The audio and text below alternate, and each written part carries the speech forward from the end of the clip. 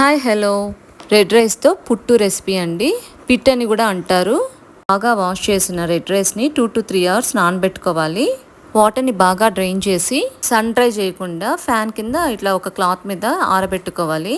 కాస్త తడిగా ఉండగానే మనం మిక్సీలో బరకగా గ్రైండ్ చేసుకోవాలి. ఇడ్లీ కుక్కర్లో కాటన్ క్లాత్ మీద గ్రైండ్ చేసిన పిండి పెట్టి 10 minutes కుక్ చేసుకోవాలి. ఇలా కుక్ అయిన పిండిని ఒక బౌల్లో ట్రాన్స్ఫర్ చేసుకుని చల్లారిన తర్వాత 1.5 glass వాటర్లో టేస్ట్కి కాస్త సాల్ట్ అండ్ చిటికెడు వంట సోడా వేసుకొని మిక్స్ చేసిన వాటర్తో లంప్స్ లేకుండా ఇలా బాగా మిక్స్ చేసుకోవాలి. మరో 20 to 30 minutes సిమ్లో స్టీమ్ చేసుకోవాలండి. స్టీమ్ అయిన పిండిని మరో బౌల్లో ట్రాన్స్ఫర్ చేసుకొని 1 cup పచ్చి కొబ్బరి, 1/2 cup షుగర్ ప్లేస్లో బెల్లం కూడా వేసుకోవచ్చండి. 1/2 cup నెయ్యి వేసుకొని అందులోనే ఇలాచీ పౌడర్ వేసుకొని ఇలా బాగా మిక్స్ చేసుకుంటే టేస్టీ డెలిషియస్ పుట్టు రెడీ. Subscribe please.